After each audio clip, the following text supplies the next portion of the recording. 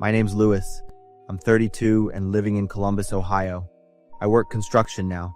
Used to fix phones for a few years before that.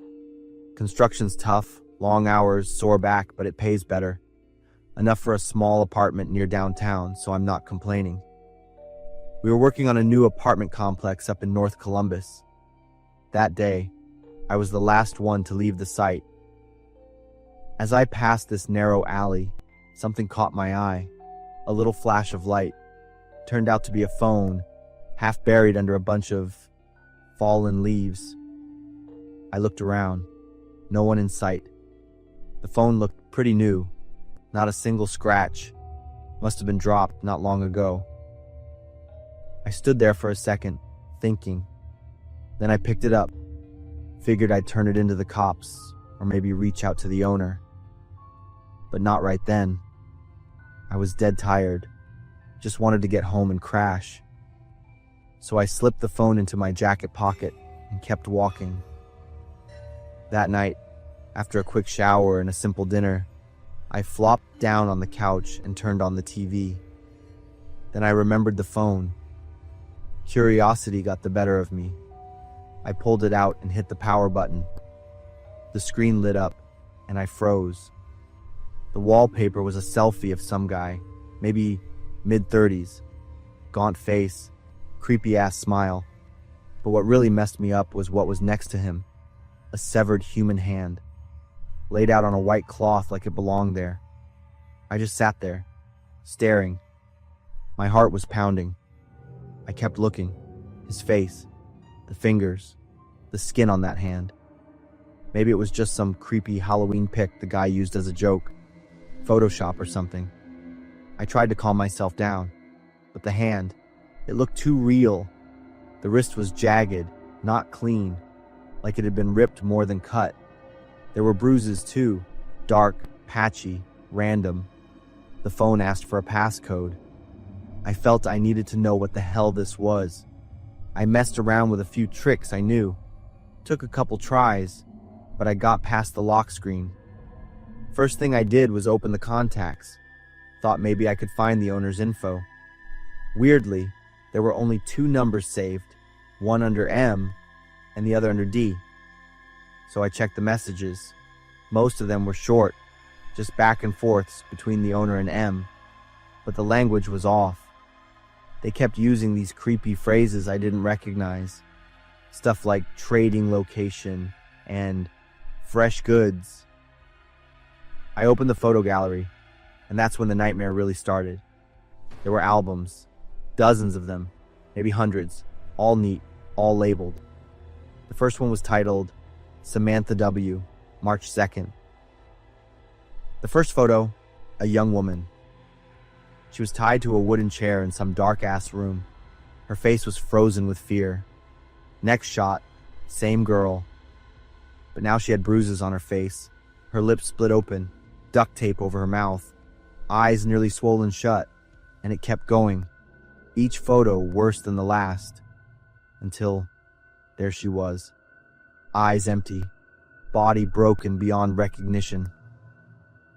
I slapped a hand over my mouth, trying to choke back the nausea crawling up my throat. But it wasn't over. Not even close.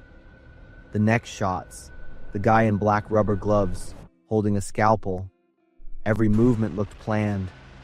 Blood, bright red, splattered against a white backdrop. Body parts laid out neatly on a plastic sheet. My stomach clenched so hard. My hands were shaking so bad I nearly dropped the phone. But I couldn't stop. I kept doing the dumbest thing possible. I opened the next album. Thomas B., May 21st. Same setup. Middle-aged guy this time. Next album. Jennifer L., July 14th. A blonde woman. Then, unknown male, September 30th. No name. Just a guy around 30. By then, cold sweat had soaked through the back of my shirt. My chest was heaving like I'd just sprinted a mile. It felt like I was trapped inside someone else's nightmare, and there was no waking up. Then I hit the bottom of the last album, and somehow, it got even worse. The man from the lock screen was there. Next to him was a woman with bright red hair, smiling sweetly. Standing in a clean, modern kitchen, wearing an apron, they looked like a totally normal couple making dinner. Except the ingredients laid out on the table, they were exactly what I'd just seen. The woman was seasoning a pot of stew like she was on a cooking show, while the man was casually slicing meat on a cutting board. And the last photo? They were sitting at a dinner table, plates full, glasses of red wine raised like it was some fancy-ass celebration. The nausea finally hit full force. I dropped the phone on the couch, stumbled into the bathroom, hit the floor in front of the toilet. My whole body was shaking like I was freezing. Once I pulled myself together, I checked the call log. There were a bunch of calls, both incoming and outgoing, between the owner and M&D. The most recent one? Just a few hours ago. I opened the Notes app and found a list.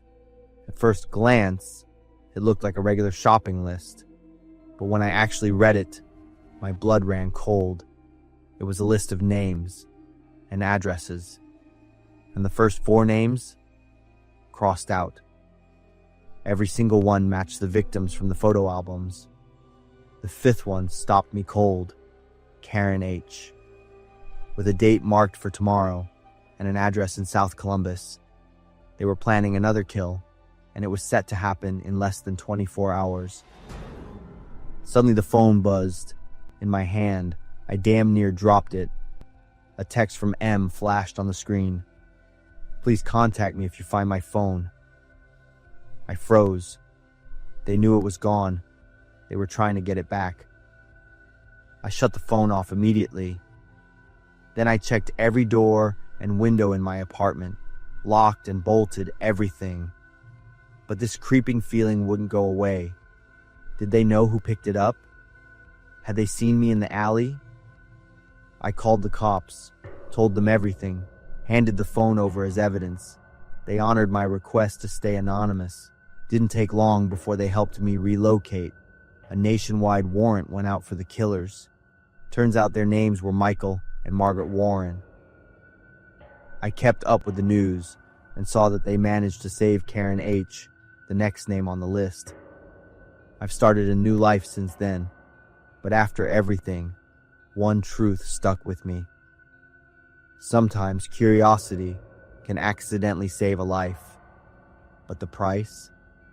It's losing a part of your soul you can never get back, the part that used to be innocent. And once it's gone for good. Before we continue, I just want to say thank you.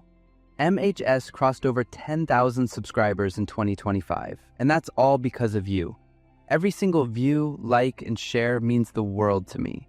From the bottom of my heart, thank you. This year, we're setting our sights on 50,000 in 2026. So if you enjoy these videos and haven't subscribed yet, now's the perfect time. Hit that button, join the community, let's grow this together. Now, back to the stories. I am 27 years old now. I used to be a YouTuber who specialized in horror content and creepy internet mysteries. For years, I was proud of my courage. I loved digging into the dark corners that most people were too afraid to explore. I didn't even hesitate to browse the dark web just to find the most authentic material for my videos. However, every game has a boundary that you should never cross. Unfortunately, I crossed it. It all started on a cold night in October. I stumbled upon an onion link that led to a website called The Shoeman. The interface was very simple.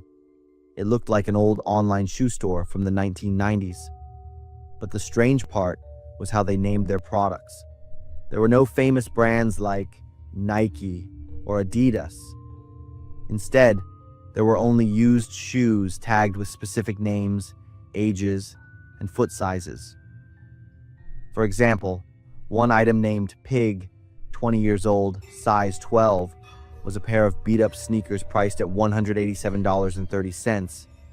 Another product was S, 25 years old, size 9, which was just a pair of dirty flip-flops listed for an insane price of $160. The prices were crazy, but what really gave me chills were the faint red stains on the surface of the shoes. They looked exactly like blood that had dried a long time ago. My logic told me to close the tab immediately, but my deadly curiosity stopped me from leaving. In a moment of arrogance, I decided to get material for a new video. I clicked on a pair of old leather boots. When, 29 years old, size 13. Another surprise happened when I reached the checkout page. The website did not allow customers to buy the items outright. They only offered rentals for periods of 1 to 10 years. I hesitated for a moment, but I eventually chose a 1-year rental. I paid using cryptocurrency to keep my identity a secret. Exactly 1 week later, a package arrived at my front door. Inside the box was a pair of heavy leather boots. They showed clear signs of being heavily used. There was also an old VHS tape inside. I immediately started inspecting the boots using a UV light and luminol solution. These were standard tools I used for my mystery videos. My heart sank when the tests confirmed the truth. The red stains on those boots were definitely human blood. Next, I played the VHS tape. The screen showed the words, "The Shoe Man," in a haunting font. Then, a woman appeared. She was sitting in a pitch-black room with a single light shining on her pale face. She stared directly into the camera lens. She spoke slowly and told me that I must not lose or destroy the shoes. She said they would be collected once the rental period ended. The tape continued with specific instructions. It required me to film myself wearing the boots and upload the footage to a mysterious system. If I didn't do it, or if the video wasn't good enough, the consequences would be extremely severe. The video ended with a threatening message. The game has officially begun. I realized I had fallen into a trap much more dangerous than I ever imagined. My curiosity turned into pure terror. I decided to rip up the inner lining of the boots. Inside, I found a tiny GPS tracking device and an active SIM card. I put the SIM card into a burner phone to check it. I saw a signal and realized location data was being sent constantly to a strange phone number. They were tracking my every move, every minute of the day. In a panic, I tried to call that mysterious number. At first, there was only mechanical noise, but then a real person picked up. A man with a deep, raspy voice repeated that the game had started. Then he hung up. I sat frozen in my room. I thought about throwing the shoes away immediately, but the cold warning from the tape kept echoing in my head. I was too afraid to do anything reckless. A week passed. I tried to ignore the boots, but then another package arrived, even though I hadn't ordered anything else. Inside this box was another pair of shoes. These were soaking wet and smelled like rotting meat and strong blood. There was another VHS tape and an old-fashioned cell phone. I checked the phone and found only one contact saved under the name A. I took a risk and called it. Suddenly, the burner phone I had used before started ringing in my hand. I was terrified. I tremblingly played the second VHS tape. The content wasn't just for me to see. This video had been automatically posted publicly on my own YouTube channel. In the video, I was sitting there, looking thin and haggard. My eyes were full of panic. My voice was weak as I begged my followers to understand that this would be my last appearance. The most horrifying part? I had absolutely no memory of filming that video, but the person on the screen was definitely me. I was too scared to stay. I decided to delete my entire YouTube channel, all my emails, and my social media accounts. I wanted to cut all ties to the digital world. I threw away all my electronics and quietly moved back into my parents' house. I didn't give them any explanation for why I suddenly showed up. My parents were very worried because I had lost so much weight and looked like a ghost. I am sharing this story as a warning. There are corners of the internet that are not meant for us. There are some games that you should absolutely never try to play.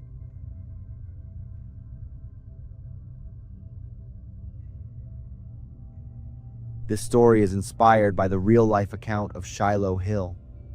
Hill was an American youth who explored the dark web and accidentally accessed the Schumann website. After renting a strange pair of boots, he found bloodstains and received threatening VHS tapes. Hill was sucked into a terrifying game of stalking and manipulation before eventually disappearing from the internet entirely.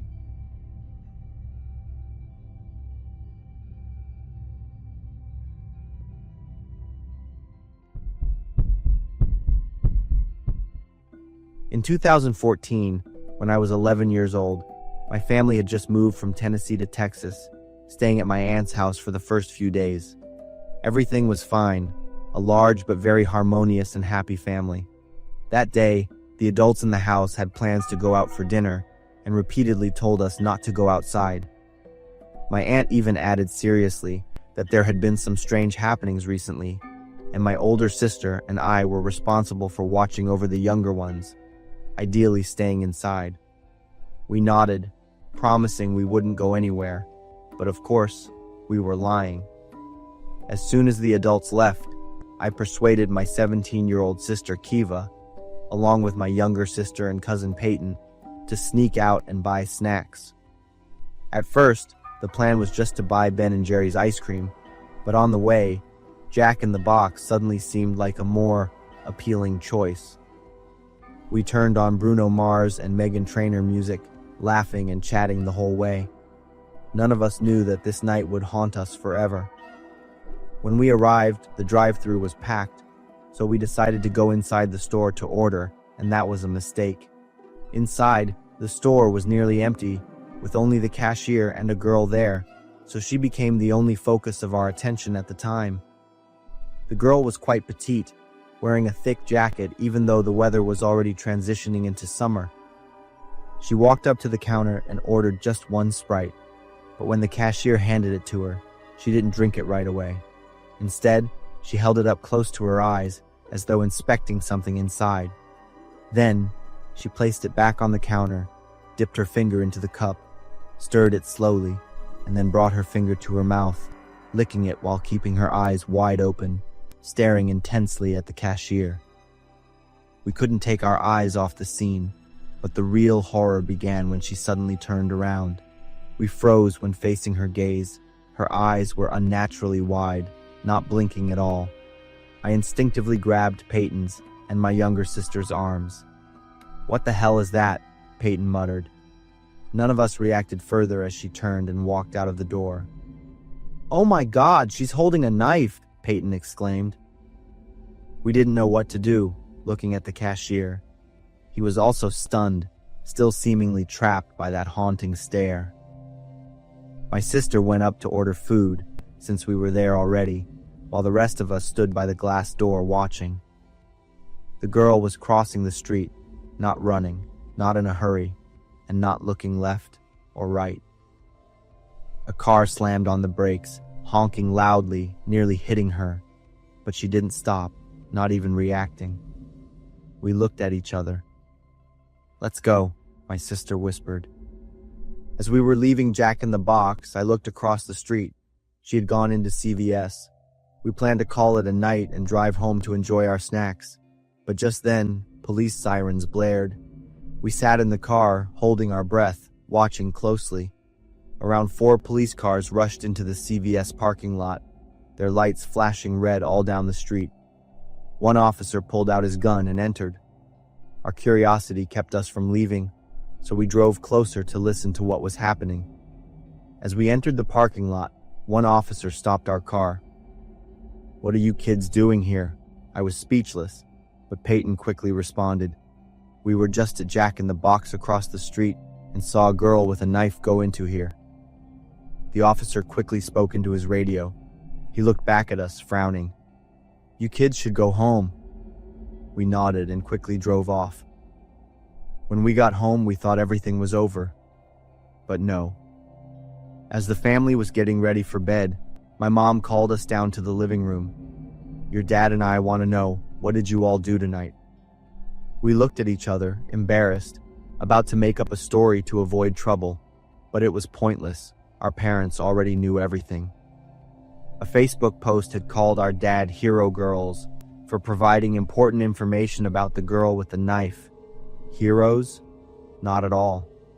We were just curious. Then my mom told us the chilling truth. The girl had gone into CVS, grabbed a woman's hair, pressed the knife to her neck, and threatened her for several minutes before the police could restrain her. No one was hurt, but if we hadn't been lucky, the woman she threatened could have been one of us. It seemed like the story had ended, but a few days later, Peyton received a message from an unknown number. "What did you see?" We looked at each other, hearts pounding. That entire night, I couldn't sleep. I kept imagining her eyes wide, as if she didn't belong to this world. I never went back to that Jack-in-the-Box again.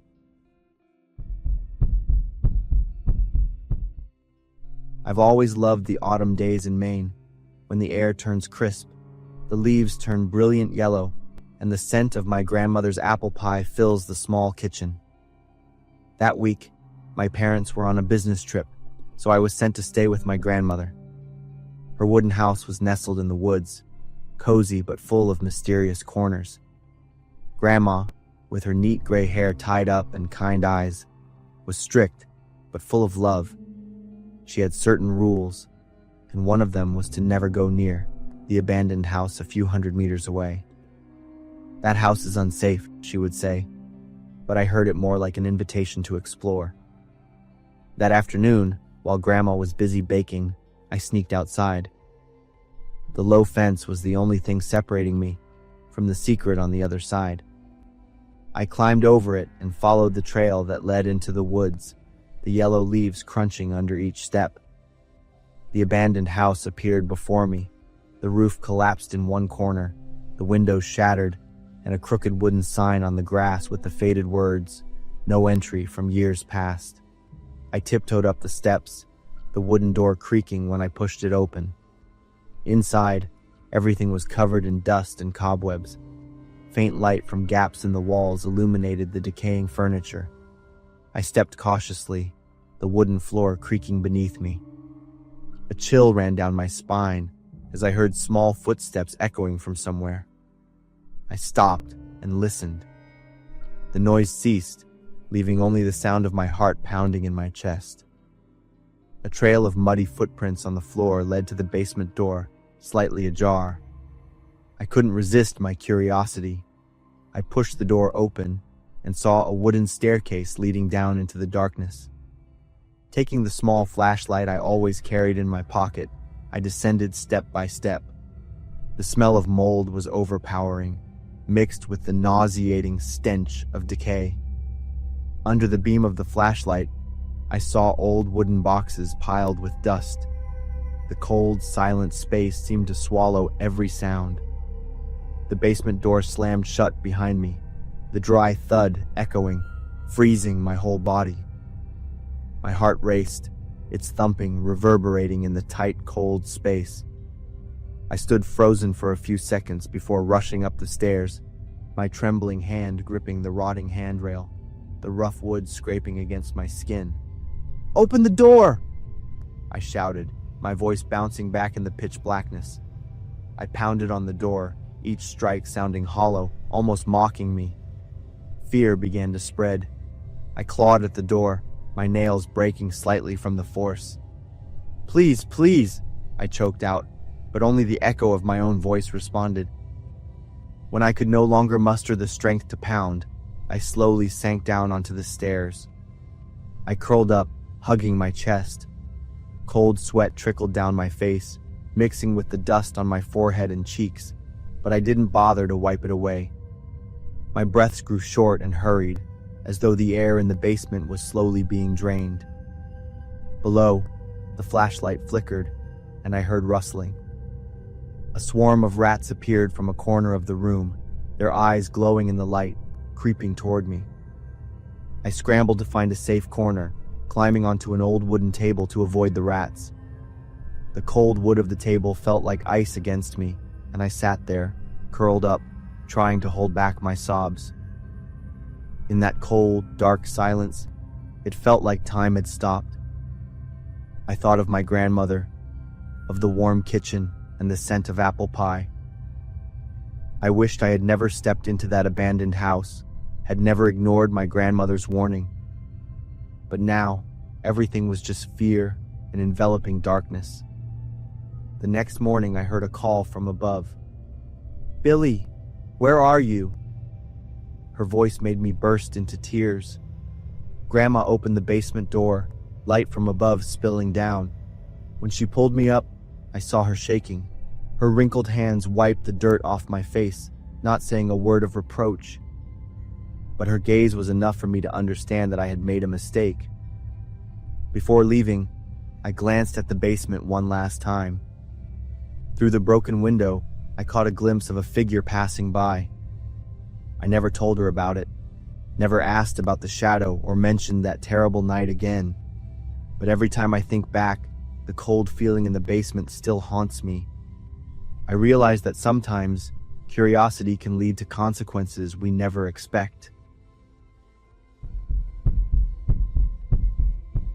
My name is Donnie.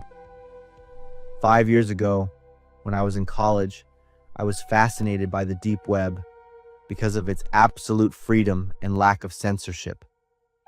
Back then, accessing this underground world was becoming a trend at my school. Even though I had heard many horror stories about hackers and dark websites, I saw my friends using it normally, so I decided to give it a try. I asked a friend from my nerd circle to set it up for me. Since I didn't intend to do anything illegal, my friend said I didn't need high-level security software like Tails. Just changing my IP address would be enough. He warned me to always keep the hidden wiki on censored mode to avoid seeing things I shouldn't. The first 2 weeks were quite boring. I wandered around the hidden wiki, read some banned articles, or joined strange philosophy forums.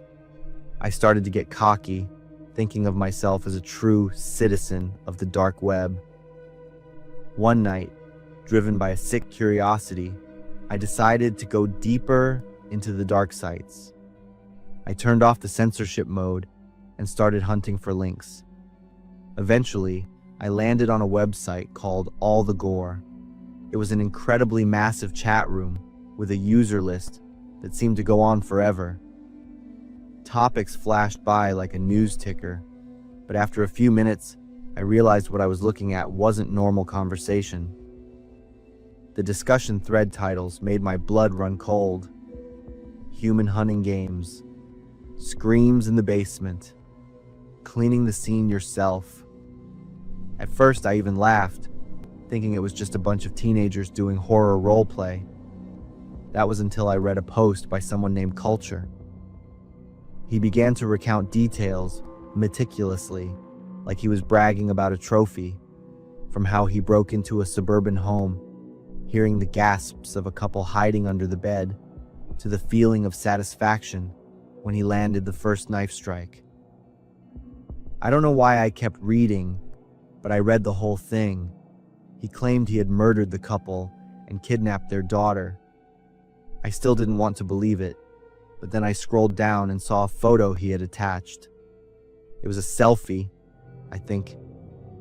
He wore a plain, expressionless white mask. One hand held a little girl who was sobbing in total panic, and behind them were two bodies sprawled on the floor. He looked straight into the lens, his smile as joyful as if he had just finished a masterpiece. I immediately backed away from the computer. My heart was pounding so hard I could hear it echoing in my ears. It was disgusting. In a blind fit of keyboard warrior rage, I made the biggest mistake of my life. I typed into the chat box, "You sick freaks." I took a screenshot. "The police will find you and shut this trash heap down." Immediately the screen went pitch black. A green dialog box appeared. The username shown was admin.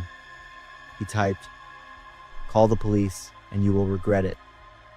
I reached for my phone, but as soon as I touched the screen, a message from a blank number popped up. Call the police and you're dead. I froze. When I looked back at my laptop, I realized with a shock that the webcam light was on. I hadn't noticed when it started. My whole body went cold. Sweat began to pour even though the AC was on. On the screen, a photo appeared. It was me, sitting there holding my phone with a pale face. Someone was watching me right that second. In a panic, I covered the webcam with my hand. The screen quickly showed the next message from admin. Put the phone down and uncover your webcam. I kept it covered. He typed, "Fine, have it your way." Then he leaked everything, my name, my address, and my exact dorm room. It would be a shame if Donnie and your college friends disappeared, wouldn't it? I didn't listen to him. I grabbed the laptop, rushed to my best friend's room on the same floor, and used his phone to call the police. When the police arrived, the website had vanished like a ghost. They seized my laptop, but found nothing except some junk files. They advised me to move temporarily. I stayed at the home of a friend named David. I taped over every camera, changed all my passwords, and lived in a state of extreme caution. Even though I tried to forget, I lived in constant fear and confusion. I taped over all the cameras on my phone and computer, but every time I used them, I still felt like someone was watching me.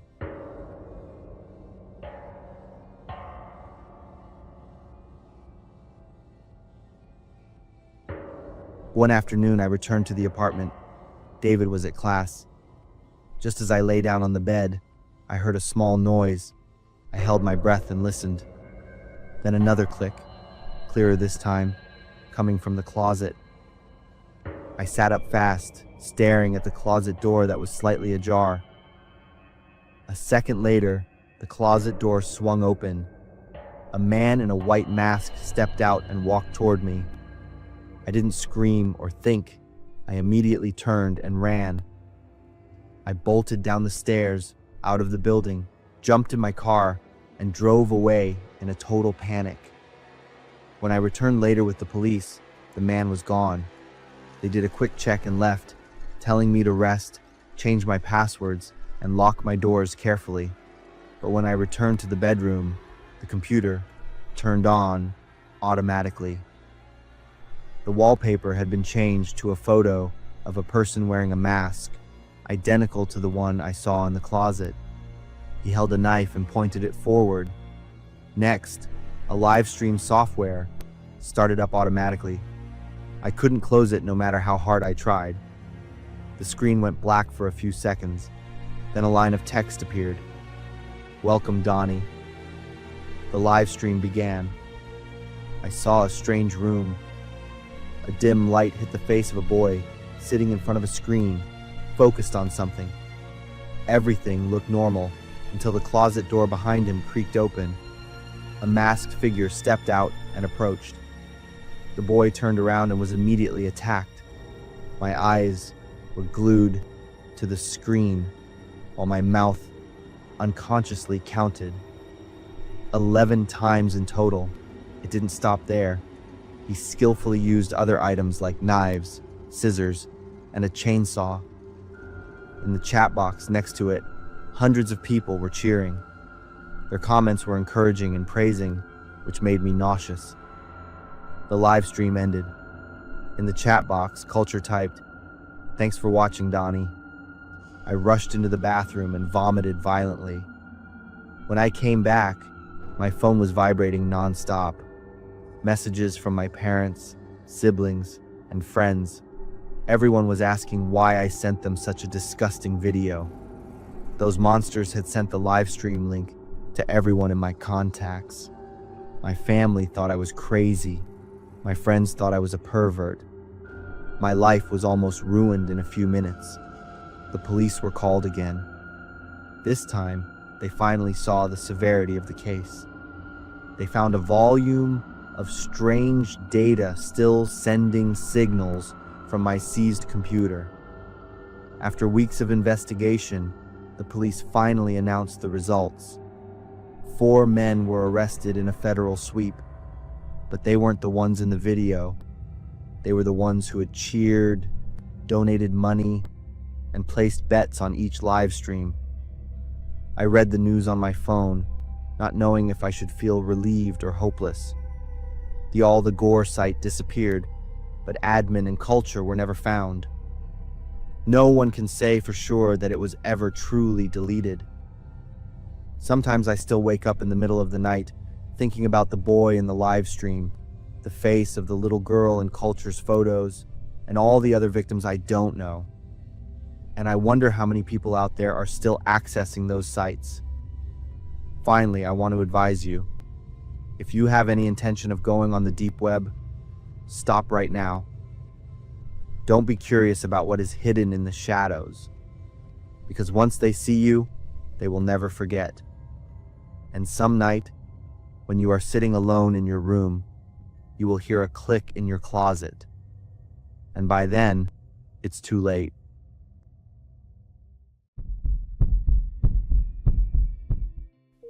My name is Natalie. I'm 25 years old. I just moved to a budget apartment in San Antonio to save some money. Currently, I'm a journalist. There are days when I have to leave early and get home late, and sometimes I even end up staying overnight at a motel or hotel. I don't have much time for myself, and I haven't had a chance to clean and arrange the new apartment yet. One evening, I got home totally wiped out, my feet killing me from walking all day, and it was almost midnight. I hit the button for the 6th floor in the elevator. As soon as I got to the hallway near my apartment, I was surprised and took a step back when I saw a girl. She was standing in front of the door of apartment 131, right next to mine, and knocking. Her long white hair hanging down freaked me out a bit. The slow, drawn-out knocking felt really heavy and exhausting. I quickly walked past and went back to my apartment. After locking the door, I let out a sigh of relief, but I could still hear the knocking from apartment 131. I'd never met the person who lived in that apartment. I only knew a guy was living there. After a while, the knocking stopped.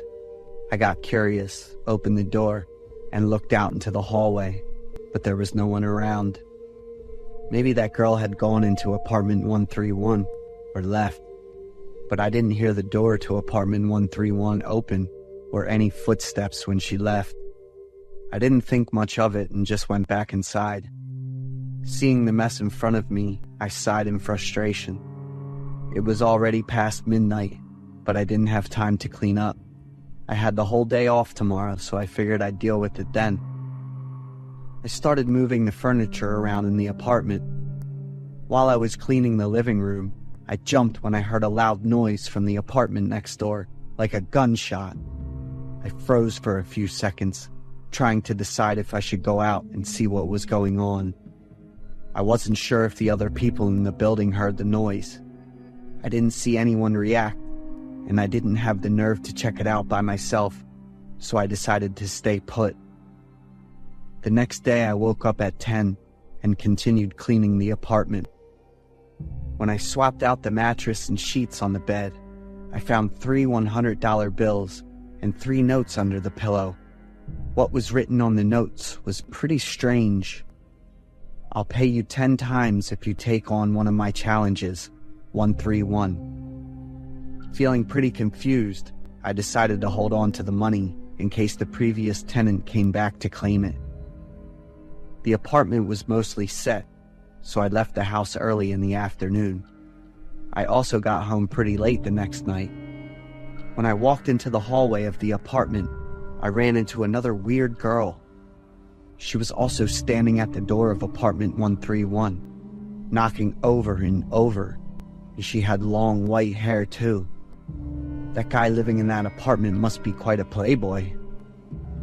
Around 3 a.m., I woke up suddenly from a loud noise, but I decided to just ignore it. Just think, with a cheap apartment like that, there were a ton of issues that people like me on a tight budget had to deal with.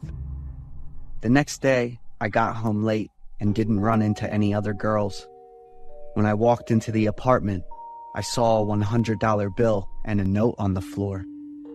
"I'll pay you 10 times more if you take on one of my challenges. 131. What was going on? I checked the spot where I'd put the $300 and the dollar bills the day before, and they were all still there. Looking at the last digit on the note, I opened the door and glanced over at the apartment next door. Could the number 131 on the note be the apartment number? I shut the door and tried calling the building manager, but I couldn't get through. Could it be that the girls who came to that apartment the past few days were also looking for the $100 bills and the note? I had a feeling that the owner of apartment 131 wasn't good, so I crumpled up the note and tossed it in the trash. Of course, I kept the $100. The next day I got home early, and when I walked past apartment 131, the door was wide open. A bit curious, I peeked inside. There was just a dim purple light, and I couldn't see anything else. I stood in front of the apartment door for a long time, trying to see inside and debating with myself whether to go in or not. I took a few steps closer to the apartment door and was startled to see a figure standing there staring. I immediately ran away. Once I was sure I was safe back in my apartment, I looked up information about the building online. There was something off. The article mentioned that the building owner was a woman named Emily, but when I signed the lease, I remember it being a guy named Marcus. I couldn't find any information about an owner named Marcus. Emily, the owner, hadn't updated her personal page in over 2 months. Scrolling through Emily's pictures, I noticed she also had pretty long white hair. With my reporter's instinct, I could tell this building was hiding something weird, and I wanted to figure it out. It took me about half an hour to get ready and head over to the apartment next door. The door opened after I knocked 3 times. I quickly moved around to check out the whole apartment. In the kitchen, I saw a girl standing next to the refrigerator with her back to me. I called out to her a few times, but she didn't answer. As I moved closer, I noticed that her lower body was naked. I touched her shoulder and pulled her back. She fell to the floor, her face turned away, and I saw a bullet wound right in the middle of her forehead.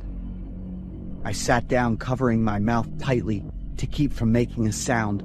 This was the girl I'd seen on the first night. When I turned around, I was shocked again. Another girl who looked similar was stuffed under the drawer. When I looked closer, I went limp, realizing that the apartment was full of female corpses. A nearly decomposed corpse in a dress, which had been cut to show her lower half, was propped up on the living room sofa. Feeling dizzy, I noticed a weird smell in the air. I pulled out my phone to call the police, but there was no signal. I rushed to the door, screaming and banging on it, hoping to get someone's attention. Suddenly, an arm reached out from behind and yanked my hair. He shoved me hard against the door, and with his other arm, tried to pull down my pants. I pulled out a mini dagger and struck his gross hand that was on my hip and still grabbing my hair. That crazy guy let go of me and screamed in pain. Outside, I heard a bunch of loud gunshots, and right after that, the apartment door swung open. The police quickly came in and arrested the guy. I asked the police for help when I started feeling dizzy and having trouble breathing. I woke up in the hospital room, due to the side effects of an overdose of propranolol. I woke up in the hospital because of an overdose of propranolol and its side effects. The guy in apartment 131 was Marcus, but the building owner wasn't him. It was Emily. She was the body that was almost completely decomposed. The other victims were people living in the building, and they all had one thing in common. They were single and had long white hair. The sicko Marcus got a life sentence without parole. The police rewarded me with a big chunk of money, and I ended up in the newspapers. I moved to a more comfortable and safer apartment. After that incident, I really grew to love my job even more and wanted to contribute even more.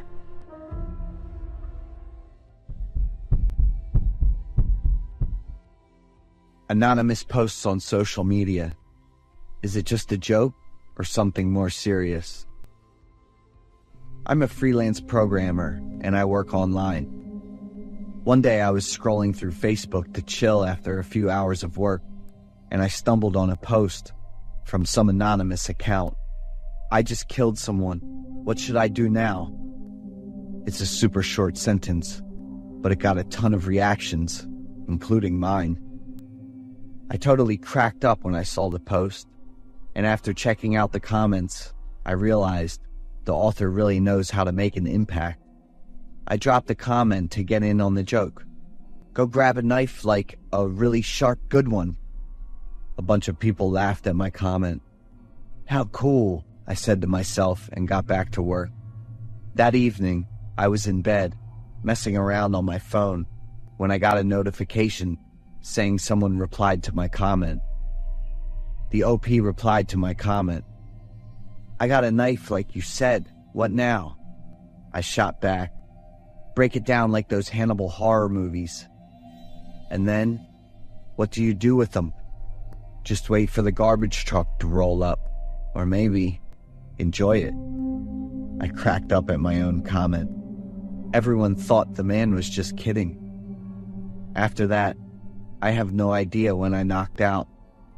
The next day, I hung out with friends and didn't get back until late afternoon. Thinking about yesterday's post, I was curious and went to check it out. The author confirmed he wasn't joking. I did what you said, and the results blew my mind. I suddenly got a shiver. My mind flashed to a scary image of a dismembered body, and I realized I was basically consulting on how to pull off that crime. I closed the social media app, fired up my favorite music, and hopped in the shower. But it felt super weird. I didn't even know what I was feeling at that moment. My body was just really anxious and restless. I couldn't shake off that article, so I logged back in right after I finished showering. If you don't believe it, just check out the foot of the Mackinac Bridge. A black bag's gonna be there at 10 p.m. tonight. He also dropped a link to a map showing how to get to the Mackinac Bridge below the post. A lot of people were still laughing at that post, but I was kinda half believing it. The bridge was less than a mile from my place. I had been mentally struggling for like 4 hours. My mind was getting torn apart by curiosity, doubt, and fear. In the end, curiosity won out. I got up, changed my clothes, and bounced out of the house. When I got to the foot of the Mackinac Bridge, my heart started racing. I looked around, and sure enough, I spotted a black bag in the distance. The closer I got, the harder it was to breathe. But right then, my sense kicked in. My feet kept moving, even though fear was tightening up my chest. I reached out to open the black bag, and I started gasping. The thing inside started to show, but it was black and hard to make out. Something fell out from inside, and I jumped back, screaming like crazy. A piece of plastic, I shouted when I finally saw what it was. Inside the black bag was a bunch of scraps. I kicked the piece of plastic hard and turned to leave, feeling kinda ashamed and a bit bitter for letting some random person pull me along like that. When I got home, I quickly pulled up the article, ready to call out that scammer. But the article was gone. I muttered some curse words and went to bed feeling frustrated. A few days later, while I was browsing online, the anonymous account dropped a post. What to do with such a tall and fit body? This time, there was a video with the article.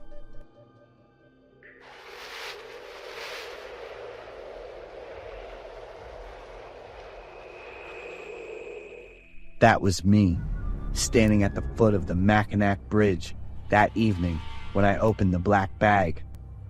So there was a camera in that bag. I reported it to the police right away, and while I was waiting for the investigation results, I ended up dropping almost 8 pounds. I couldn't eat, couldn't sleep well, and couldn't concentrate on work. I had no idea what the account owner was going to pull next on me, or someone else. I wasn't sure if this was just a joke or if it was some crazy scheme. If it was just a prank, like that black bag at the foot of the bridge, then this jerk really knows how to freak people out.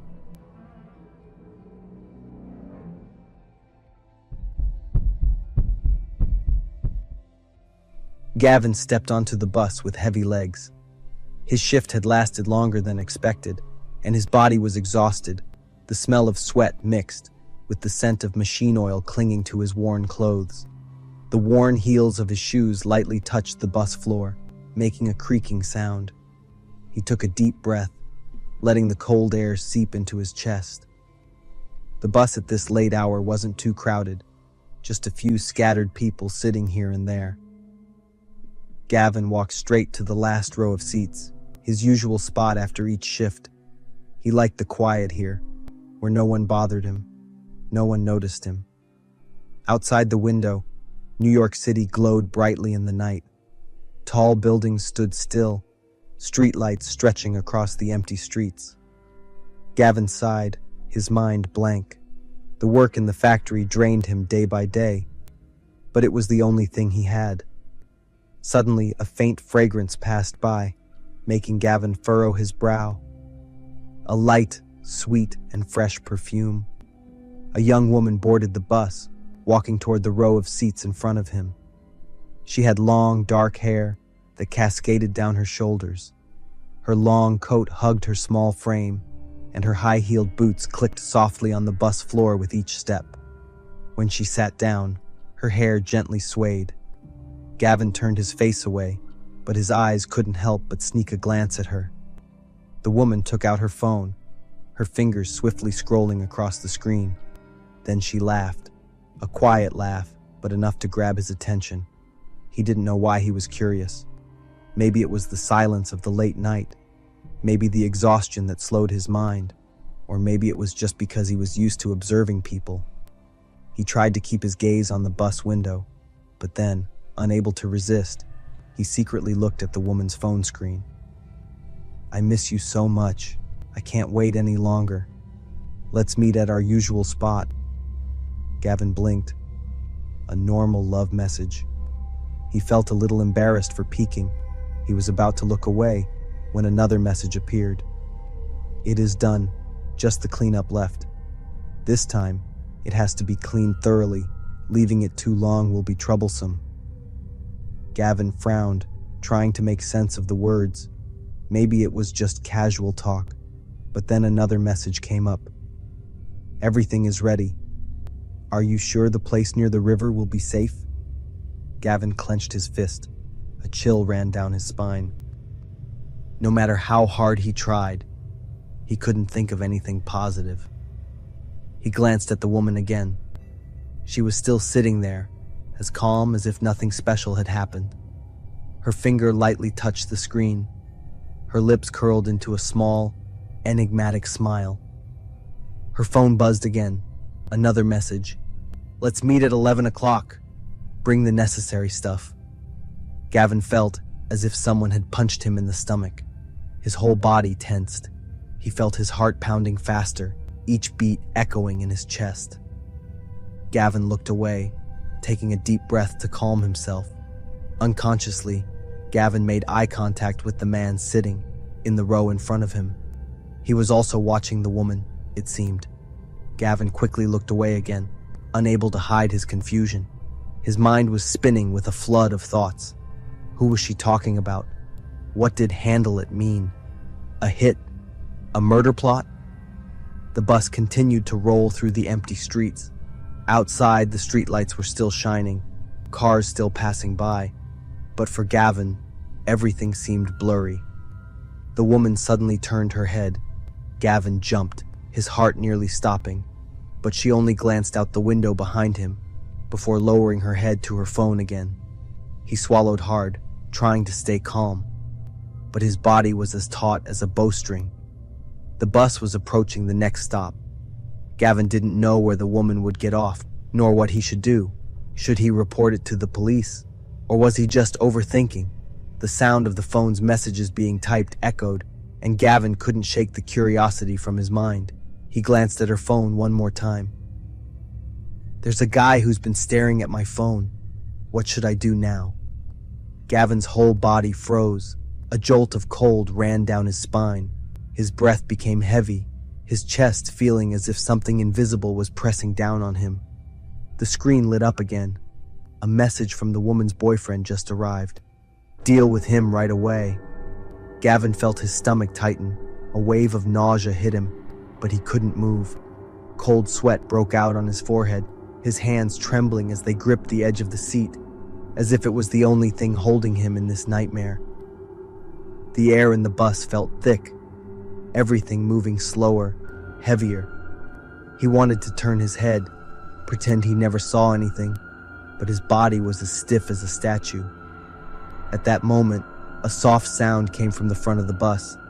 The man sitting in the front row stood up. He was tall, wearing a gray hoodie, hands stuffed in his pockets. He slowly walked toward Gavin, without any hurry, without any hesitation. Gavin tried to stay calm, but cold sweat had already started to bead on his forehead. He looked at the woman. She was still sitting there, but this time, her eyes were fixed on him. An amused look.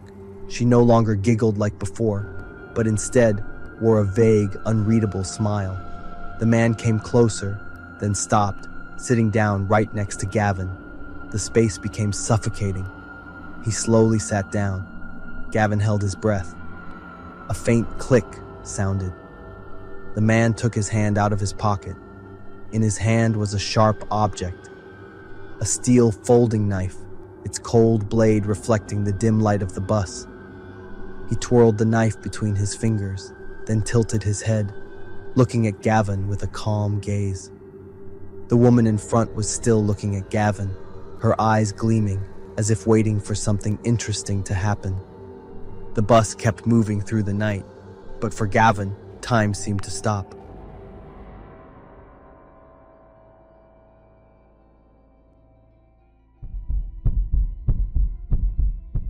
This is not an urban legend, nor is it a fabricated story for views.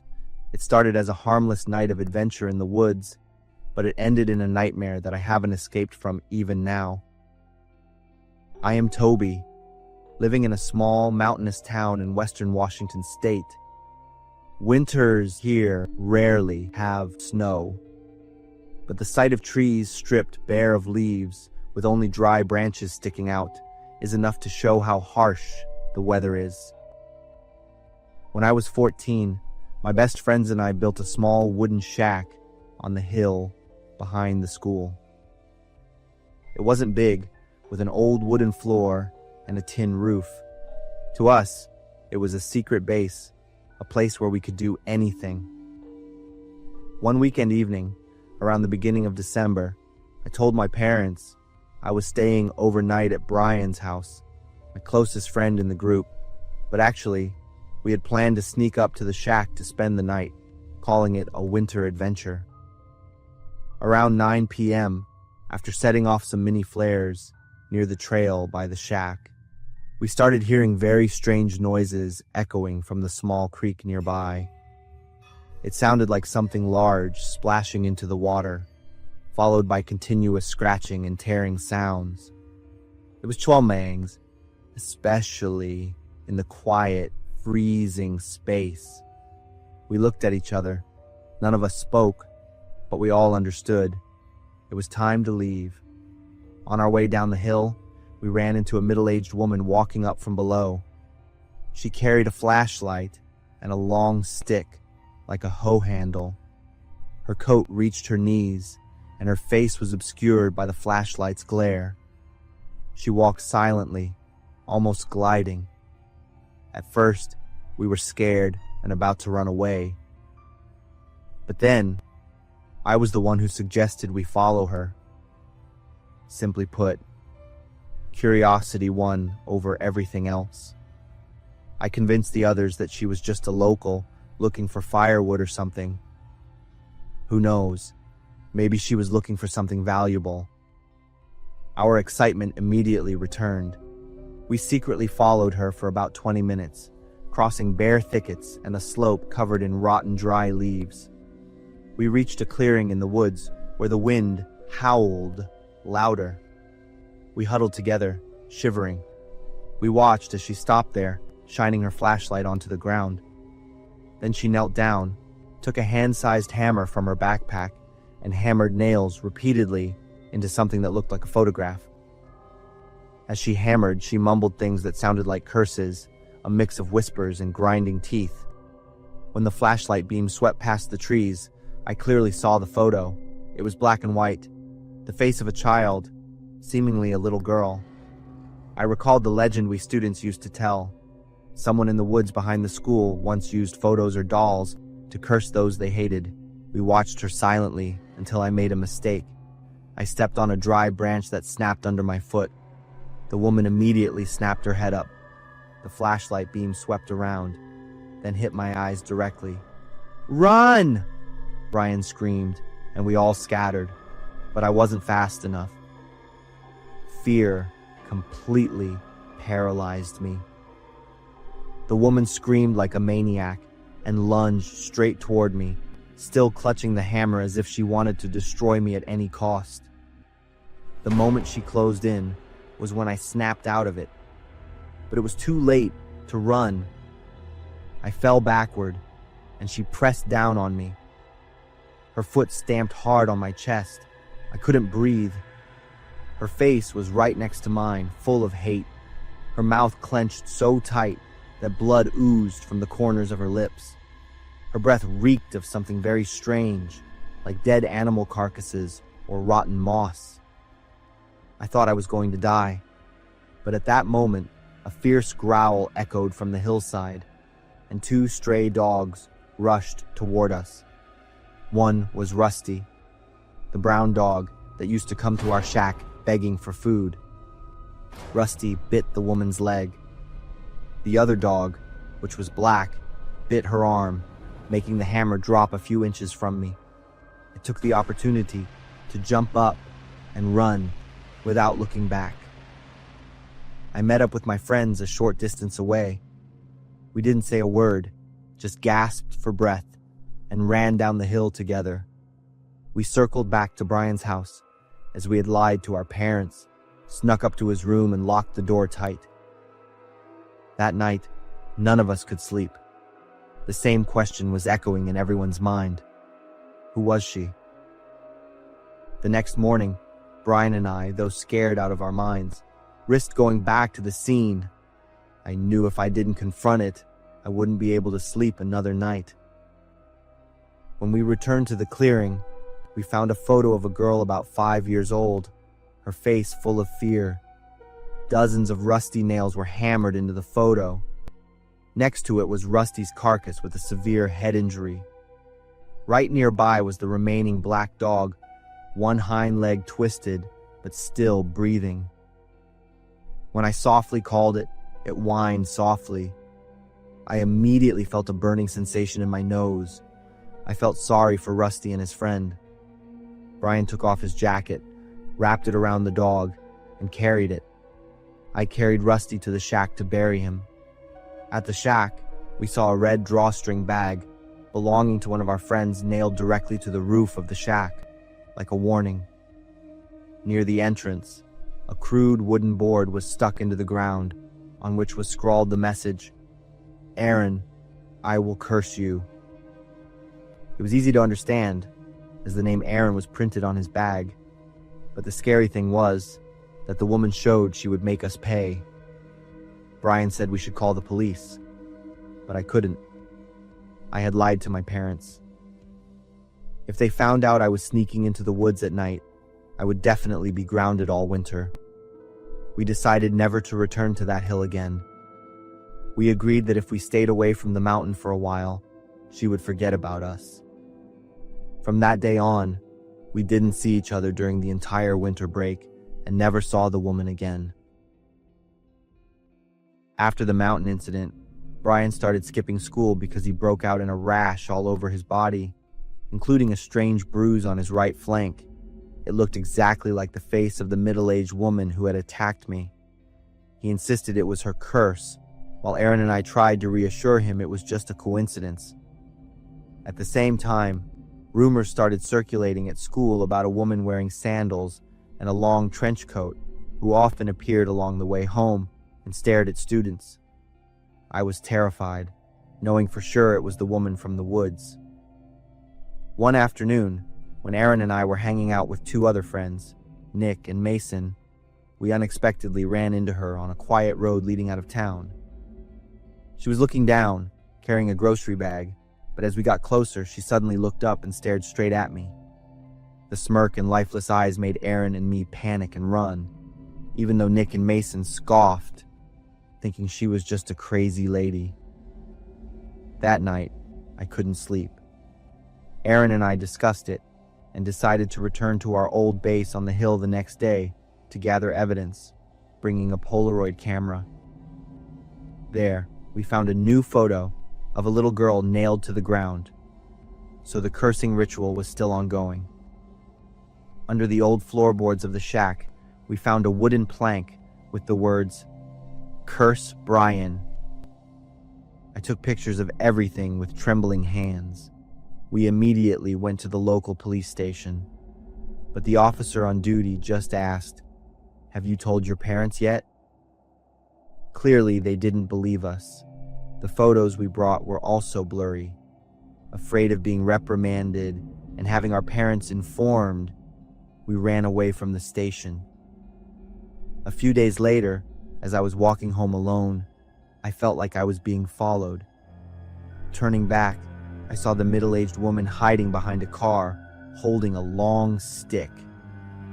I ran, weaving through small alleys to avoid being followed. When I got home, I had just locked the door when she was already on the porch. She tried to turn the doorknob, then pressed her ear against the door as if listening. I hid in the dark, holding my breath, but she didn't stop there. She pressed her face against the window and used a sharp object to scratch the glass, making a horrible screech sound. Just then, police car lights flashed. After that, I received a call from Aaron. He said he had called the police because he saw her outside my house. I had no choice but to tell my parents everything. When my dad checked the door, he found deep scratches. They were nail marks. The next morning, my mom let me stay home from school to calm down. Around noon, I suddenly heard my mom scream loudly downstairs. I quickly ran down and saw a strange object thrown against the wall, a purple liquid mixed with the open stomach of a frog. My mom frantically called the police. The police arrived, this time a different officer. They investigated the scene and took statements from my mom and me. Crying, I begged, "She's about 40, carrying a hoe. She's the one who cursed Brian. Please arrest her." The officer reassured me, saying they had checked the evidence and would try to catch the suspect as soon as possible. My dad came home early because he was worried. After 11 p.m., as the whole family was settling down to sleep, a furious scream erupted outside the door. I heard a man shouting, the woman howling hysterically, and a police voice. "Silence! Don't resist!" Dad rushed out while Mom held me tight in the bedroom. After a moment, the police called me out to confirm. By the door, 2 police officers were restraining the middle-aged woman, face down on the ground, hands tightly pinned, but her eyes were still staring fiercely at me. "Is she the one from the mountain?" the officer asked, and I could only nod, trembling. The police said they found her squatting in front of the door, trying to light something on fire with a lighter. In her paper bag was a carved wooden plank that read, "Toby, may you die," along with my full name. The investigation report stated that a year earlier, her husband and son died in a car accident after swerving to avoid a little girl who suddenly ran across the road. After that, she suffered a mental breakdown and began her acts of cursing and revenge. She was officially arrested after that incident.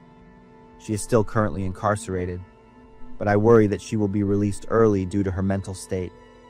She will find us, and we will have to live in fear again.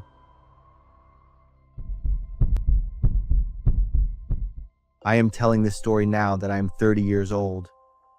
I hope that sharing this will finally bring me some peace, as I have kept it a secret for almost 20 years. Back then, my family seemed very happy. We lived in a 2-story house in Sacramento with a beautiful little yard. Everything was fine until I turned 11. That was when the nightmares started. Every single night, I would hear the sound of a woman crying in agony. Some nights, it was the sound of running footsteps or heavy thumping, followed by loud sobbing. Every time, I would wake up terrified and scream for my parents. They would both rush into my room immediately. Sometimes they would both stay and let me sleep between them. Other times, they would take turns. My parents told me they were just nightmares and that everything was okay.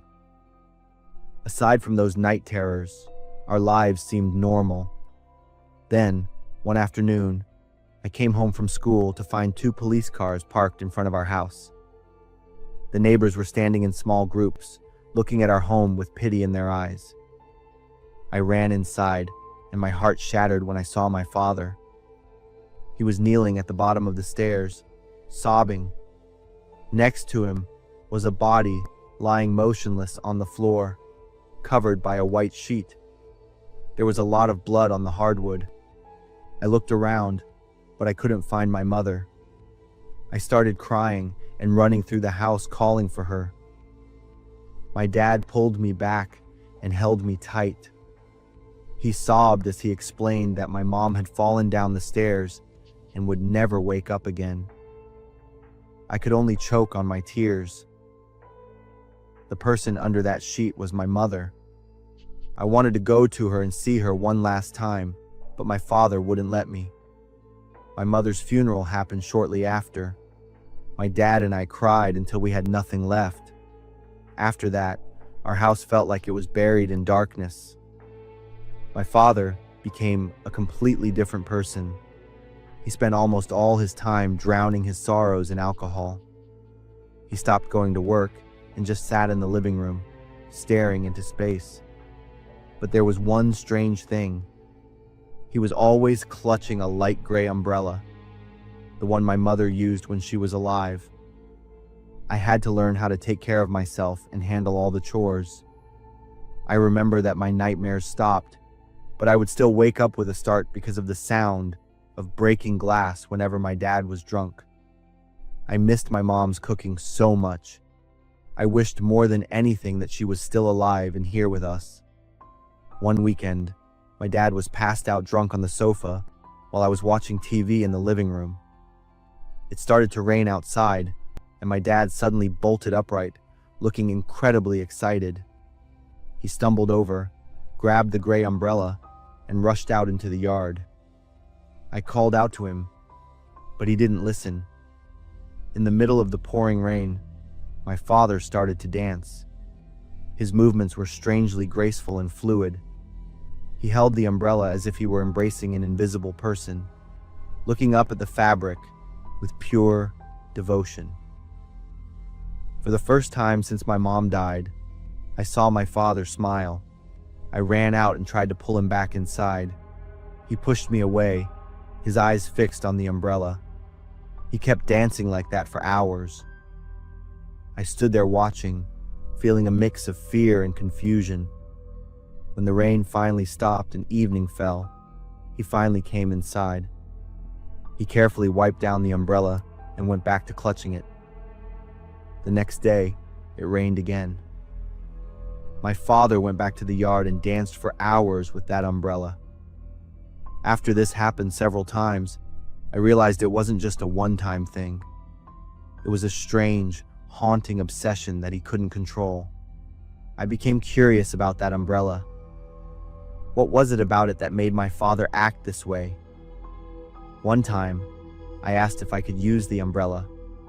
My father immediately flew into a rage and screamed at me, "Don't you ever touch it." He looked straight into my eyes and emphasized every single word. But an 11-year-old's curiosity is hard to suppress. One day, my dad drank too much and fell into a deep sleep on the sofa. His grip on the umbrella loosened.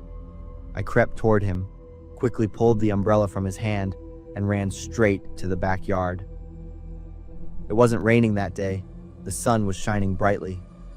I stood in the middle of the yard holding the umbrella, my heart pounding. I had to know why my father loved this thing so much. I looked at the outside first. It was just a normal umbrella, and it was actually getting pretty old. I opened it up and looked at the inside. The bright sunlight shone through the fabric. I noticed that the inner lining looked a bit strange. At first, I thought it was just a special waterproof coating, but as I looked closer, my heart started racing. I saw strands of hair, then a forehead, and the bridge of a nose. It was like a magnet pulling me in. I stared even closer. The more I looked, the more familiar it became, and my hands began to shake.